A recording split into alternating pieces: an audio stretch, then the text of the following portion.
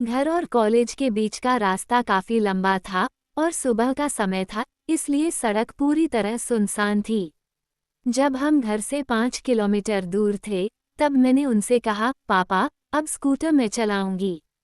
रास्ता खाली है, इसलिए दुर्घटना का कोई जोखिम नहीं है।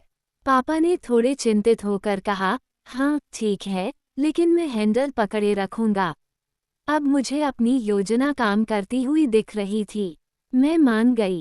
पापा ने स्कूटर साइड में रोका और मुझे अपने आगे बैठा लिया, मेरे हाथों के नीचे से हैंडल पकड़ा और धीरे धीरे चलाने लगे।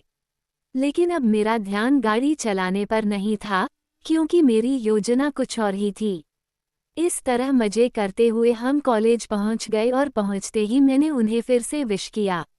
मेरे व्यवहार को देखकर पापा थोड़े हैरान थे, क्योंकि मैंने पहले कभी ऐसा कुछ नहीं किया था। कॉलेज पहुंचने के बाद भी वही विचार मेरे मन में घूम रहे थे।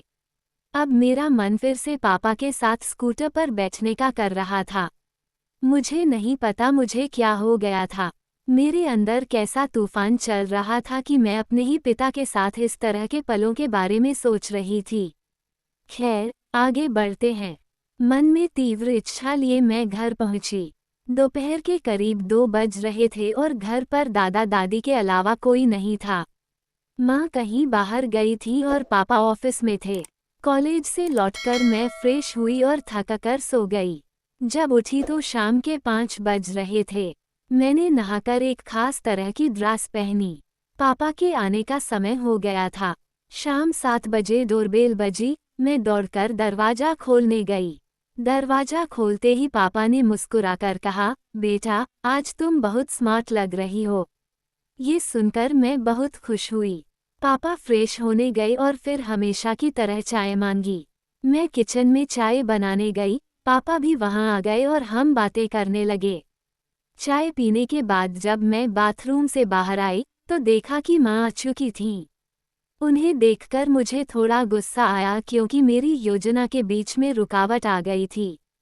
माँ ने खाना बनाया और हम सबने साथ में डिनर किया। डिनर के बाद पापा ने मुझसे कहा, निशा, चलो बाहर घूमने चलते हैं। पापा मुझे बाहर ले गए और बोले, बेटा, चलो आज मूवी देखने चलते हैं।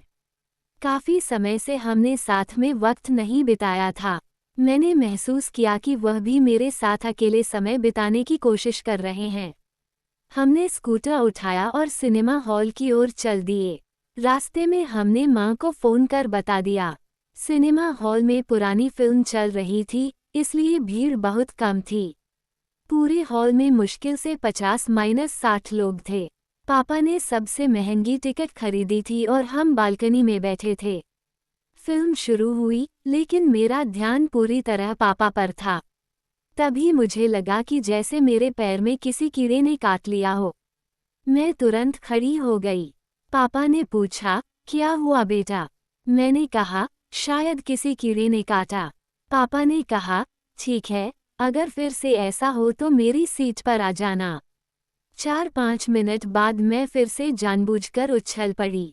पापा मुस्कुराए और बोले, निशा, मेरी सीट पर आ जाओ। मैं तो इसी का इंतजार कर रही थी। मैं तुरंत उनकी सीट पर उनके साथ बैठ गई। अंधेरे में हम दोनों एक दूसरे का साथ महसूस कर रहे थे। फिल्म चलती रही, लेकिन हम अपनी ही दुनिया में खोए थे। 2 घंटे बाद जब फिल्म खत्म हुई और लाइट जली, तो हमने खुद को संभाला और बाहर आ गए। बाहर निकलते ही पापा ने पूछा, तुम्हें फिल्म कैसी लगी बेटा? मैंने मुस्कुराकर जवाब दिया, पापा, मैंने ऐसी फिल्म पहले कभी नहीं देखी। लेकिन पापा, मुझे चलने में थोड़ी दिक्कत हो रही है। फिर पापा ने मुझे गोद में उठाया और पार्किंग तक ले गए। उस दिन के बाद से पापा मेरा बहुत ख्याल रखते हैं और मैं उनका। इस कहानी के बारे में अपनी राय कमेंट में ज़रूर बताएं। ऐसी और रोमांचक कहानियों के लिए मेरे चैनल को सब्सक्राइब करें और बेल आइकन दबाना न भूलें।